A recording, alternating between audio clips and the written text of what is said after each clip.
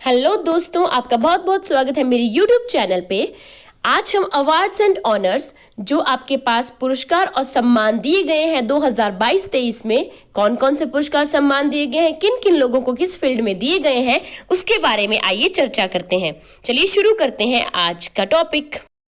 पहला प्रश्न आता है, वर्ष 2023 में कुल कितने लोगों को पद्म पुरस्कार से सम्मानित किया गया है? तो वर्ष 2023 में 106 लोगों को पद्म पुरस्कार से सम्मानित किया गया है।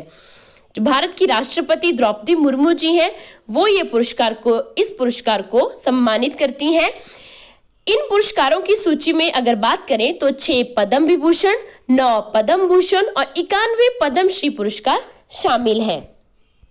ये पुरस्कार पाने वालों में 19 महिलाएं भी हैं और 7 लोगों को मरणोपरांत इस सम्मान के लिए चुना गया है। तो आपको जो है ये चीज याद रखनी है कि 106 लोगों को जो है वो पद्म पुरस्कार 2023 में दिए जाएंगे। प्रश्न नंबर 2 की तरफ बढ़ते हैं। किस व्यक्ति को वर्ष 2022 के लिए सबसे विशिष्ट वैज्ञानिक पुरस्कार से सम्मानित किया गया है? तो वैज्ञानिक पुरस्कार के लिए आर.वी. प्रसाद जी को सम्मानित किया गया है। प्रश्न नंबर 3 की तरफ बढ़ते हैं। हिंदी भाषा में साहित्य अकादमी पुरस्कार 2022 किसने जीता है?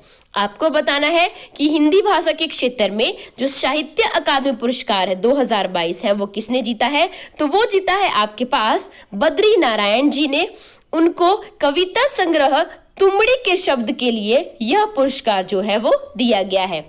भारत में बात करें तो राष्ट्रीय हिंदी दिवस 14 सितंबर को हर साल मनाया जाता है और अगर बात करें विश्व हिंदी दिवस तो हर साल 10 जनवरी को विश्व हिंदी दिवस मनाया जाता है। चलिए अगले प्रश्न की तरफ बढ़ते हैं। भारत के सर्वोच्च खेल सम्मान मेजर ध्यानचंद खेल रत्न पुरस्कार 2022 से किसे सम्मानित किया गया है? तो जो मेजर ध्यानचंद खेल रत्न पुरस्कार 2022 है उसे शरद चंद्र अचंता या फिर शरद कमल अचंता जी को जो है वो सम्मानित किया गया है। ये जो मेजर ध्यानचंद पुरस्कार है, पहले इस पुरस्कार का नाम राजीव गांधी पुरस्कार से जाना जाता था। ये जो शरद चंद्र अचंता जी हैं, इनका जन्म 12 जुलाई 1982 में हुआ था। ये एक भारतीय जो है वो खिलाड़ी हैं जो पेशेवर से टेबल टेनिस से संबंध रखते हैं। 30 नवंबर 2022 को राष्ट्रपति भवन में उन्हें यह पुरस्कार दिया गया था। राजीव गांधी खेल रत्न पुरस्कार की शुरुआत 1991 या 92 में हुई थी। सबसे पहले जो यह पुरस्कार दिया गया था तो वो दिया गया था आपके शतरंज के मशहूर भारतीय खिलाड़ी विश्वनाथ आनंद जी को। अगर बात करें कि जो राजीव गांधी रत्न पुरस्कार है वो सबसे कम, और जिसको अभी मेजर ध्यानचंद पुरस्कार के नाम से जानते हैं, कि उसको सबसे कम उम्र वाले किस खिलाड़ी को दिया गया था, तो वो दिया गया था अभिनव बिंद्रा जी को। इनको 18 साल की उम्र में ये पुरस्कार दिया गया था। अगस्त 2021 में भारतीय सरकार ने जो आपके पास मेजर ध्यानचंद खेल रत्न पुरस्कार है, इसका नाम राजीव गांधी खेल रत्न पुरस्कार से बदलकर ये रख दिया गया था। अब हम सब जानते हैं कि मेजर ध्यानचंद जो थे वो भारत के खेल जगत में हॉकी के सर्वश्रेष्ठ खिलाड़ी थे। अगला प्रश्न आता है, साहित्य यानी कि लिटरेचर के क्षेत्र में नोबेल पुरस्कार 2022 किसने जीता है? तो नोबेल पुरस्कार 2022 साहित्य के क्षेत्र में जीता है एनी एनॉक्स ने, जो कि एक फ्रांसीसी लेखिका है। हम सभी को पता होना चाहिए कि नोबेल पुरस्कार जो है वो आपके पास 6 क्षेत्रों में दिए जाते हैं। कौन कौन से क्षेत्र में? भौतिक में यानी कि फिजिक्स में, रासायनिक क्षेत्र में, केमिस्ट्री में, साहित्य में, शांति में, चिकित्सा विज्ञान और अर्थशास्त्र के क्षेत्र में जो है आपके पास 6 क्षेत्रों में नोबेल पुरस्कार दिए जाते हैं। 1913 में भारत का पहला नोबेल पुरस्कार रविंद्रनाथ टैगोर जी को मिला था। क्यों मिला था उनको? क्योंकि उनके गीतांजलि जो पुस्तक लेखन के लिए उन्हें यह पुरस्कार जो है वो दिया गया था।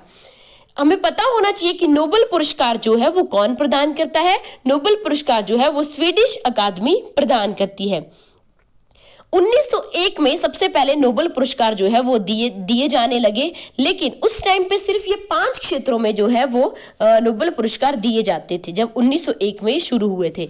लेकिन फिर धीरे धीरे क्या हुआ कि 1969 के बाद जो है 1969 के बाद अर्थशास्त्र के क्षेत्र में भी नोबेल प्राइज दिए जाने लगे।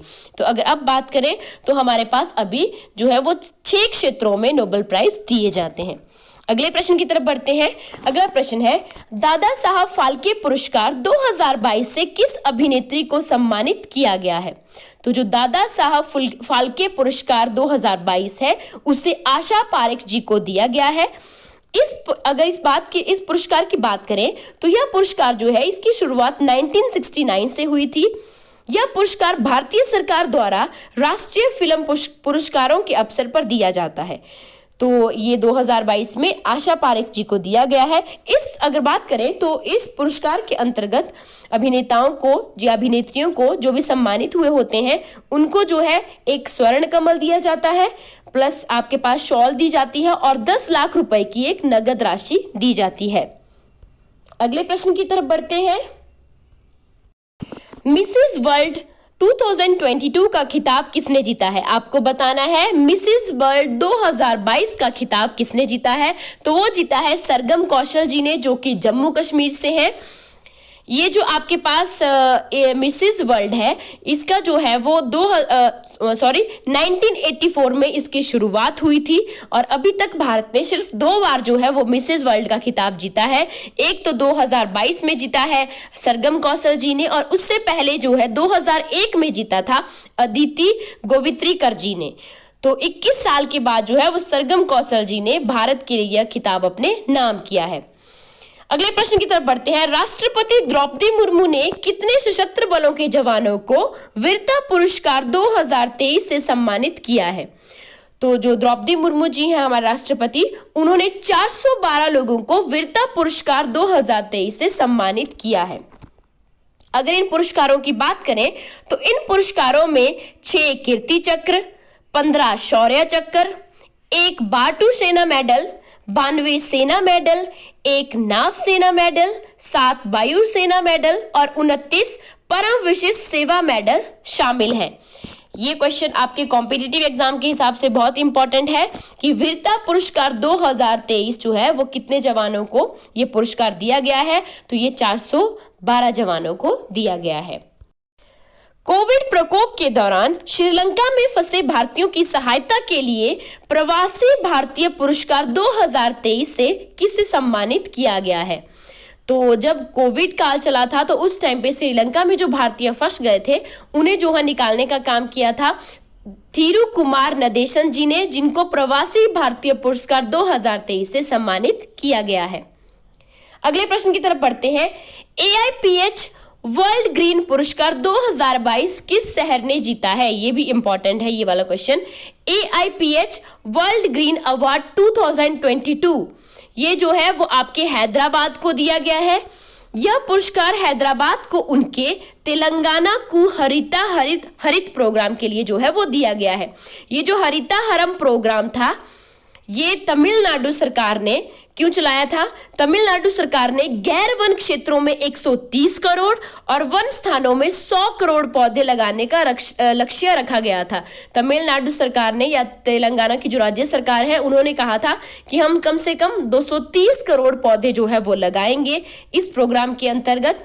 तो इस परियोजना का उद्देश्य यही था कि जो तेलंगाना आपका राज्य है वहां पे वृक्षारोपण को 24% से बढ़ाकर आपने कितना कर देना है? 33% तक करना है। तो उनकी इसी पहल की वजह से उनको जो है वो वर्ल्ड ग्रीन अवार्ड 2022 दिया गया है।